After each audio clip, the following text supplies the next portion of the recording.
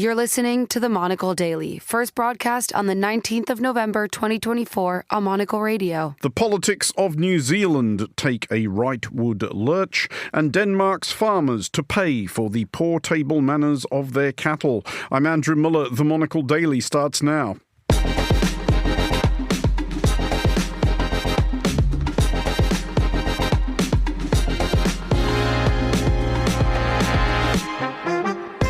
Hello and welcome to the Monocle Daily, coming to you from our studios here at Midori House in London. I'm Andrew Muller. My guests Nina Dos Santos and John Everard will discuss today's big stories, and we'll also find out how Italy's cinema sector is struggling into political headwinds. Stay tuned, all that and more coming up right here on the Monocle Daily.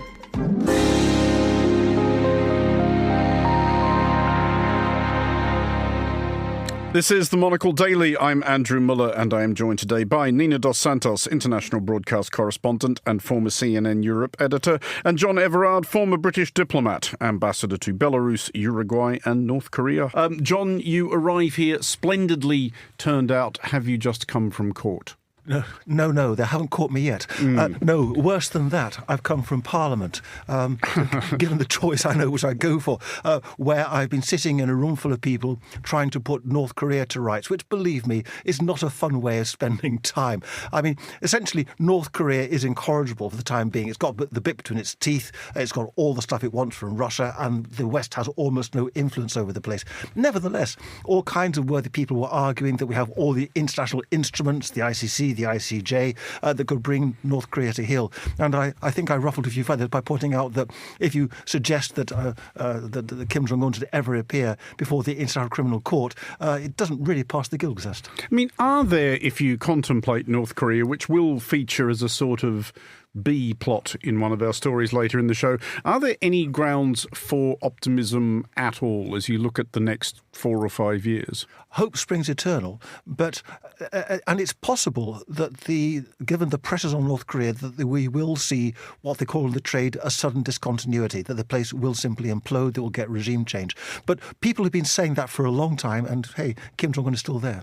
Indeed. So, Nina, with due trepidation, we are going to allow you to mention another podcast with which you are involved. On the strict understanding, listeners, pay attention to this, that you listen to it at such a time as you have concluded listening to this one and not a second before. Oh, absolutely. No, it doesn't compete with the wonderful world of Monocle Radio. That's the stuff. Yeah, which is very broad in your international reach. But it does dovetail a little bit with what John was just saying before, because it's a podcast specifically designed to look at democracy and the value of democracy, whether or not we value democracy enough, what we do to defend it, and how other countries are trying to undermine it. So I've launched this podcast called Control-Alt-Deceit, Democracy in Danger.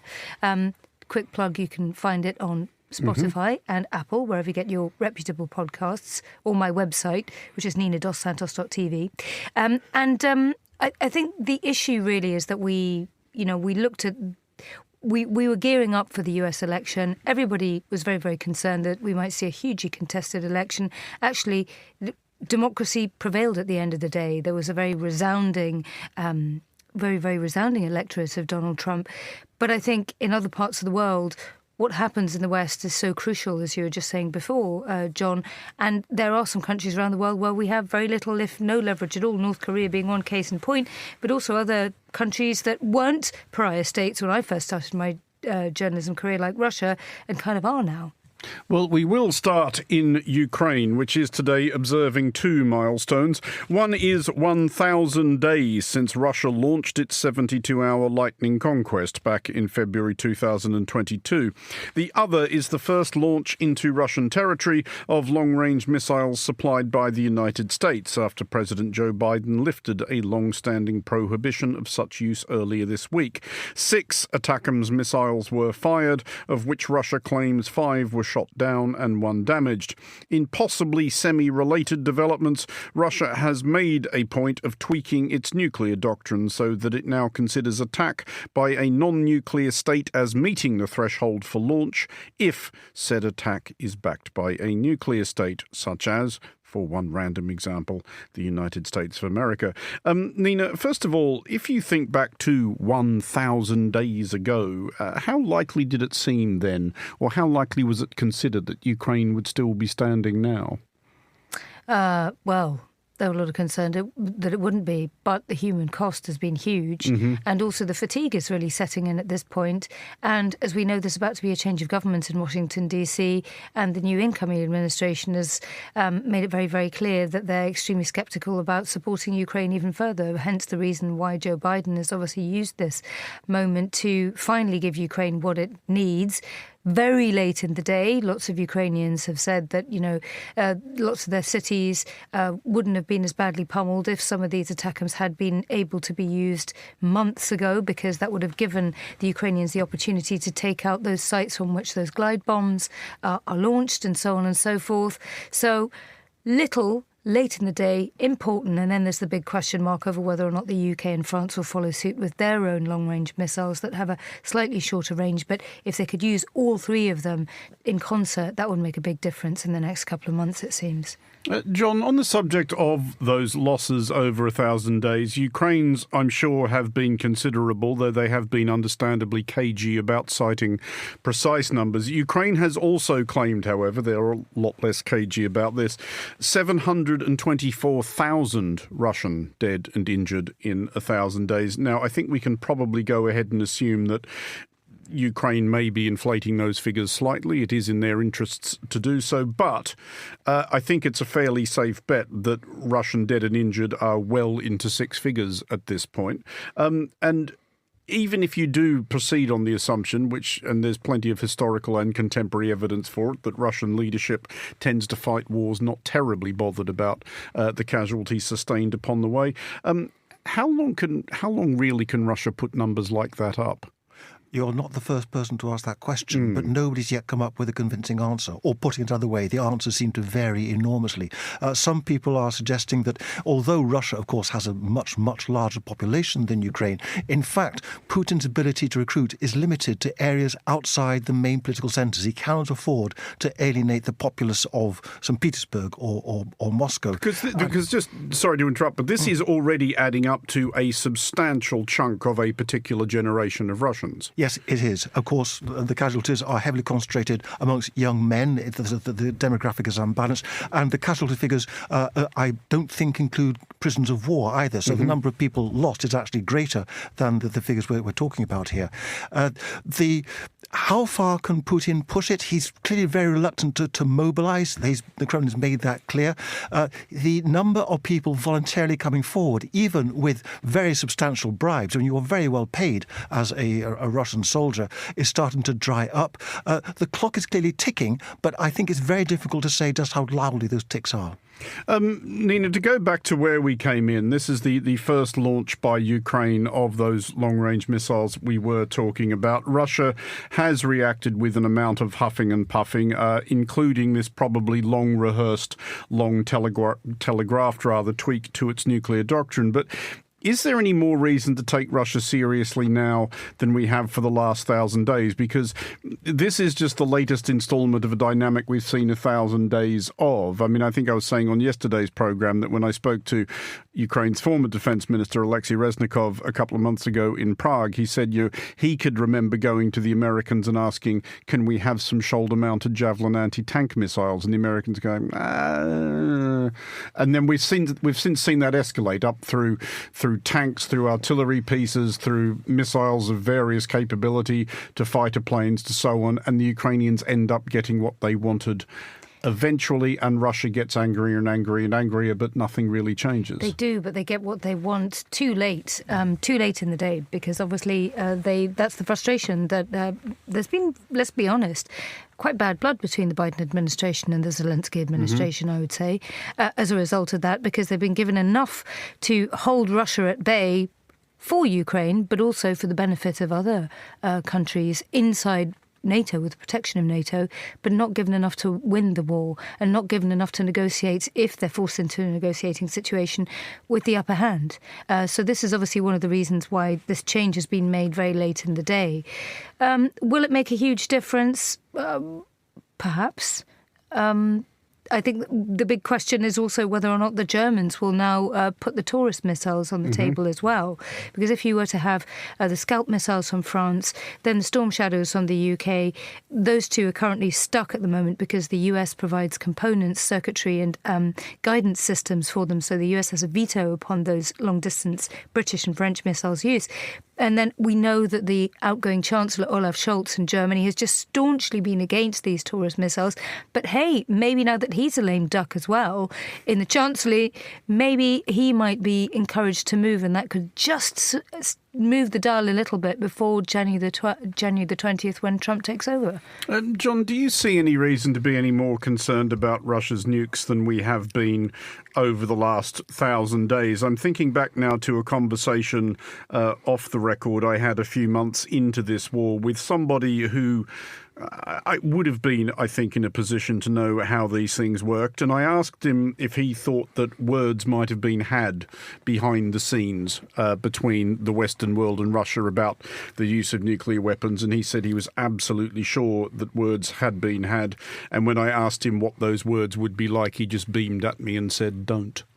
Yes, I think that was a succinct summary of the likely conversations. Also, don't forget words between Beijing and Moscow. China is almost a status quo power. I mean, that requires a lot of, sort of nuancing, but it really doesn't like disorder, as President Xi Jinping's made clear repeatedly. And I suspect that Beijing also is telling Moscow that if you press a nuclear button, guys, you're on your own. One curiosity in the newly developed Russian nuclear doctrine, as you said rightly, Arthur, if you're attacked by a country backed by nuclear power, you can use nuclear weapons, means that Moscow has arrogated itself the right to use nuclear weapons if Ukraine uses American, French or British missiles, but not if it uses German missiles. And it wonders whether this has been thought through in Moscow. We do also want to talk about the international dimensions increasing of this war, which I will get to shortly, John. But I also wonder, Nina, should we be starting to look at certain patterns emerging elsewhere? Like in the last week or so, we have seen 2 undersea cables cut beneath the Baltic Sea. Nobody seems to think that was a harmless fishing accident. We have seen the Russian ballet dancer Vladimir Shkilarov, a critic of Putin and the war, fall out of a building in St. Petersburg, and defenestration is obviously one of the preferred intimidatory assassination methods of the Russian secret services. And the Russian chef Alexei Zimin, also a critic of this war, found dead in Belgrade. The hybrid war, is it fair to say that we are currently on the receiving end of one? Oh, yeah, I think that there's quite some sabotage activities going on around the world. I mean, here in the UK, the government has used, the judiciary has used anti-terrorism legislation to prosecute people for warehouse fires in East London. Apparently, people were acting on behalf of the Wagner Group to destroy some kind of facilities that were housing stuff that was supposed to go to Ukraine in East London. So the government here is hot on the case. And in the Baltics, it's a real problem, obviously, because you've got large numbers of ethnically Russian people who are there from the old Soviet days who can be mobilised. And you're seeing a lot of sort of, attempts to try and foment discord with those native populations in those countries because they're at the heart of NATO. This is how a hybrid war can be conducted inside of NATO in a deniable fashion. Just a final dimension to this I did want to raise with you, John, especially given your expertise in the Koreas. We are accustomed to the idea, of course, of European powers fighting proxy wars in Southeast Asia. They did that in Korea and in Vietnam and in 1 or 2 other places. How far are we from that paradigm being inverted and an Asian proxy war occurring in Europe? Obviously, we already have North Korean troops involved at some level, and the evidence would appear to suggest that they have seen action, or at least had action dropped on them in Kursk province. But is this likely to persuade Japan and South Korea, and I'm not envisaging Japanese and South Korean paratroopers tumbling out of the skies over Ukraine, but is it nevertheless likely to persuade them that they should get involved in this more directly? I hesitate to call this a proxy war. I mean, the North Koreans aren't doing anything by proxy. They are there. Is this going to encourage a reaction from Japan and South Korea? I'm not sure that it'll get a reaction from Japan, but South Korea is already jumping up and down and banging his fist on the table and saying, you stop this or our red lines just go out of the window. Loud stage whispers going around Seoul that as South Korea, as it happens, is switching over its anti-missile system, that they would be quite prepared to hand the Ukrainians the old decommissioned one, the Hawk system, which, although it's now beneath South Korean requirements, would be extremely effective in the Ukrainian battlefield and would heavily constrain Russia's ability to hit Ukrainian cities. The Ukrainians, of course, are saying, yes, please. Talk also of South Korean military going to Ukraine to help in debriefing any North Korean defectors. Talk also of North Korean defectors from the North Korean army going to the battlefront and using whatever tools they can find, loudhailers, balloons, to talk to their erstwhile comrades who have now been deployed to Russia and persuade them to defect en masse. There's quite a lot going on. Indeed there is, which we will doubtless come back to, but let's now move along to a different dateline on the other side of the world. And observers of democracies are often bemused by a pendulum-type dynamic, as even prosperous and or outwardly placid polities lurch dramatically in their choices from one election to the next. US Presidents Barack Obama to Donald Trump being only the most dramatic of examples. Something of the sort has occurred in New Zealand, where the almost proverbially touchy-feely Labour government of Jacinda Ardern and briefly Chris Hipkins was supplanted last year by a rumbunciously conservative coalition led by Christopher Luxon. One consequence of which has been a proposal by a member party of that coalition to rethink the Treaty of Waitangi, an idea which has occasioned large protests. Nina, is this just how... what we're trying to establish here is the globe in a grip of a large-scale lurch to the right? And I suppose these are not necessarily mutually exclusive propositions. Or is this just how democracies work? One mob gets a go at running things, the public gets sick of them, chucks them out and gives the other mob a crack. Well, yes and no. Depends how democratic I suppose they are. And also it depends how the economy is going. Because one of the parallels with... what's happened in New Zealand is what's happened in the United States, where they know full well that Donald Trump is quite right-wing and surrounded himself with very sort of right-wing characters. And yet, despite that, it's people voting with their pockets. They're very concerned about that. The cash that they have in their back pockets, and as a result, they say, "Well, look, we'll overlook all of the issues that imperfections that Donald Trump and his top team might have, just because we need to put food on the table." And there's been a huge cost of living crisis in New Zealand. Obviously, you have wedge issues, such as, for instance, the rights of the Maori people that can be exploited by certain political groups. And we've seen that in the Parliament, actually, this week with those hacker scenes. And I think we do well, I'm glad you're covering this story, because we do well to remind ourselves that we talk a lot about the rise of the right here in Europe and in the United States, but actually it's been going on in New Zealand for about a year, and very few people have given it the importance that it needs. John, is there, though... And because here, of course, I was thinking about this in the United Kingdom, where it went in the other direction. A Conservative government got slung out and replaced in no uncertain terms by a Labour one. Is it just a perhaps post-pandemic, inflation-driven desire to just... I mean, is that basically what happens, that you can't run against inflation? I think there's a lot of that. As Nina says, people vote with their pockets. People get angry at cost of living crises and throw out the incumbency, who've tended to be sort of more or less centrist, maybe side left of centre government, and replace them with right-wing populists. I think what the UK example shows us is that if that government, if the right-wing populist government then fails to deliver, they too get flung out, and the electorate reverts to type, if you like, as we see in the UK. I think another interesting example is Italy, where we have a right-wing populist prime minister who simply shook off the populist image and has become a mainstream politician. And I suspect that we'll see quite a lot more of that kind of thing happening in other countries. Nina, if we look at the New Zealand story in isolation / in detail. The protests, certainly by New Zealand standards, have been quite large, and exclusive revelation, there will be more on this in tomorrow's Foreign Desk Explainer, so do tune in for that. But have the protesters possibly lunged a debate here? This bill has been floated by a very small Libertarian Party, which is part of the governing coalition.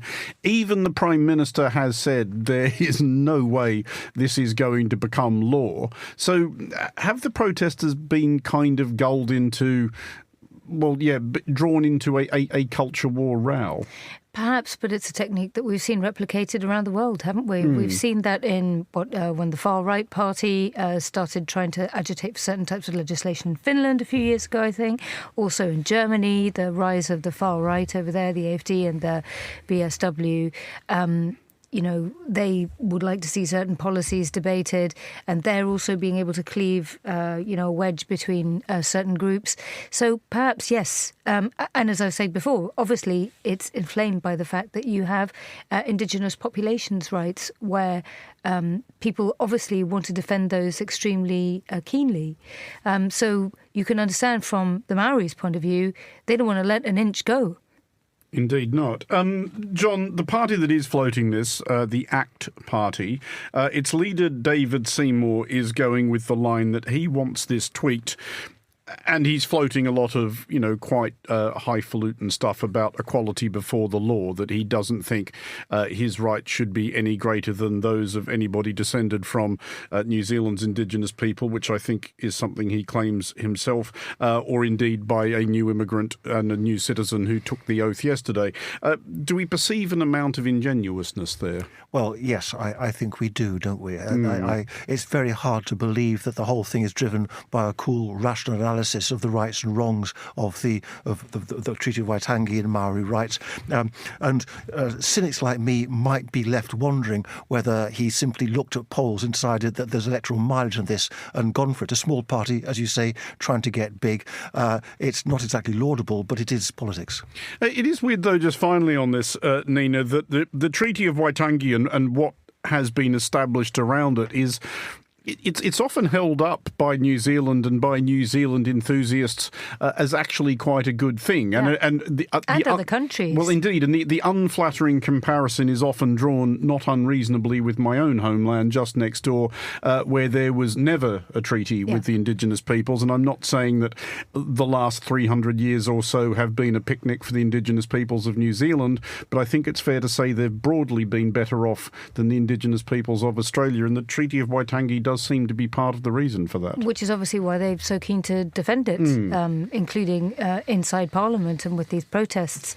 And as you said before, successive attempts in Australia to try and recognise the rights of First Nations and Indigenous people, Aboriginal people, were completely ham-fistedly dealt with, and much to their grievance over the last couple of years, and that's done a lot to sort of focus minds on the issue of these people in the Southern Hemisphere. But New Zealand obviously was one of the ones that everybody over here looks to as being a positive step in the right direction with recognition in the Waitangi Treaty.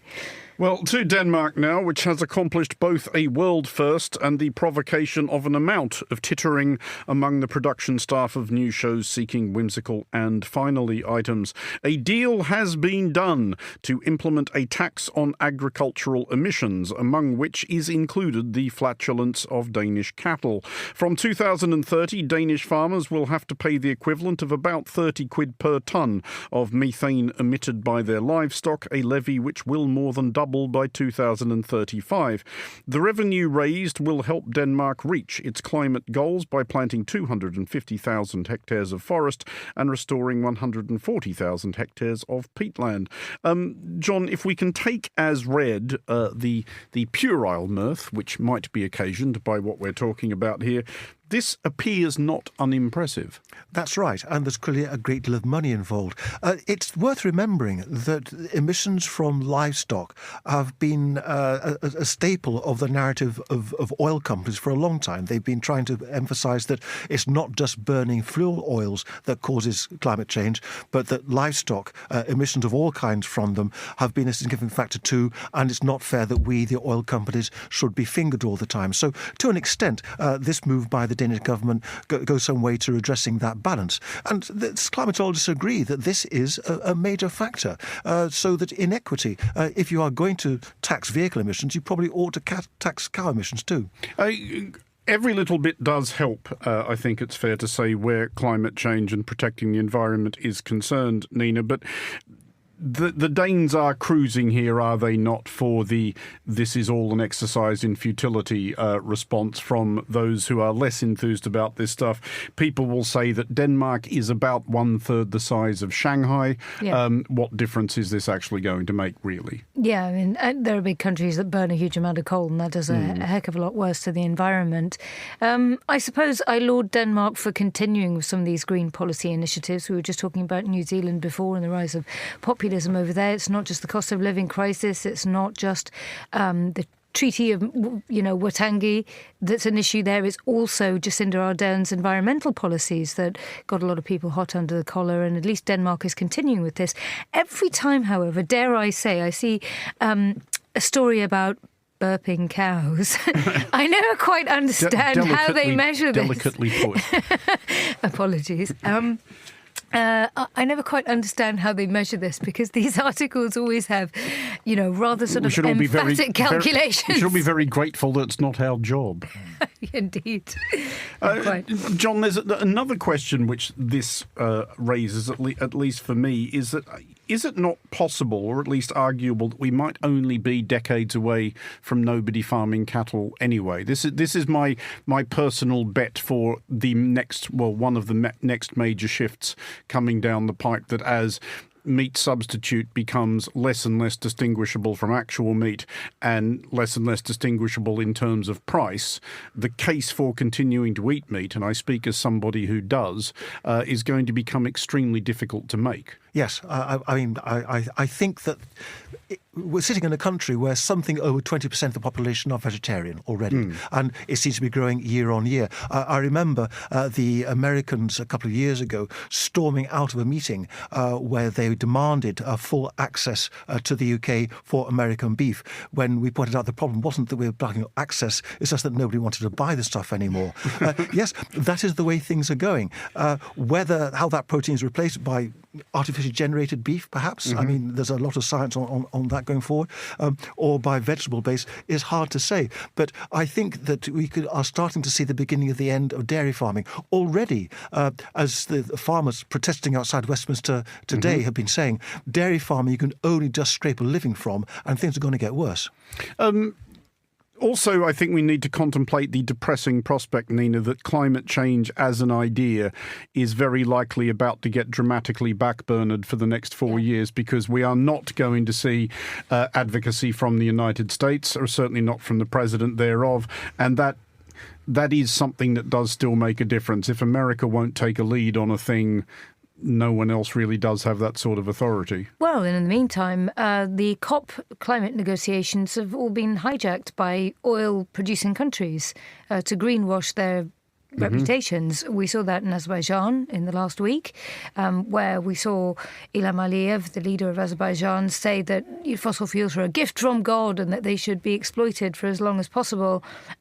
For countries like his that were blessed with such gifts, well, it's not really the kind of forward-looking rhetoric that we had back in the Paris Climate Change Accord. So I think actually when Donald Trump tore up that sheet of paper, it portended a really big change in the attitude towards climate change. And we're now seeing that crystallise, because we've had COP in Abu Dhabi, another oil-producing country, COP in Azerbaijan. Where next? Well, we wanted to close the panel discussion element of the programme by asking you each in turn. I will start with you, John. If there was something which, in either or both the interests of cooling the climate, preserving the environment, and merely just waging some deeply felt personal vendetta, what would you tax the absolute bejeebers out of? London taxi drivers, every time. You're a cyclist, are you, John? No, did I give us all away? Yes. Especially the ones with big, thick diesel punching vehicles. Yeah. Nina? I don't know. I think fast food is a huge issue. You know, it's interesting that we talk time and time again about farmers, and it's such an emotive subject, actually. We've got farmers protesting, as John was just saying, in the streets of London today because of an inheritance tax change that could put a lot of them out of business. And it just goes to show that, you know, having a better relationship with our food and having higher quality food would be a really good thing. And unfortunately, time and time again, we try and tax ultra-processed food, and the food lobbies are just too strong. Having said that, obviously in the United States, a rather controversial character, RFK Jr., who's been given that brief. And the first thing that we saw him with was McDonald's on Trump Force One. So, I mean, a certain degree of hypocrisy there, but I think ultra-processed food, including meat made from burping cows.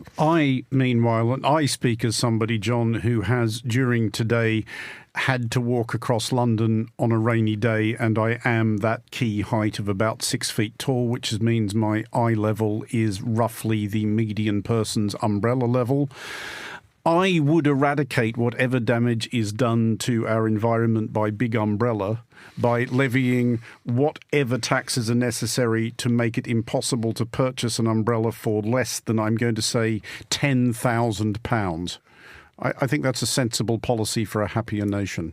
Yes, I could go with that. And a particular levy to be applied to all umbrellas with a spiky point on the end. But Mary Poppins wouldn't have done very well. Yeah, Your time when you were young. No, carve-outs for parrot-handled umbrellas. No, you cannot make an omelette without cracking a few eggs. John Everard and Nina Dos Santos, thank you for joining us. Finally, on today's show, between the pandemic and the rise of streaming services, the last few years have been tough for the film industry across the globe. Bucking that trend, however, is Italy, where generous funding has ignited a cinematic boom.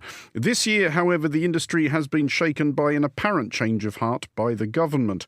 Monocle's Lily Austin details the ups and downs of one of Italy's most important and most contentious sectors.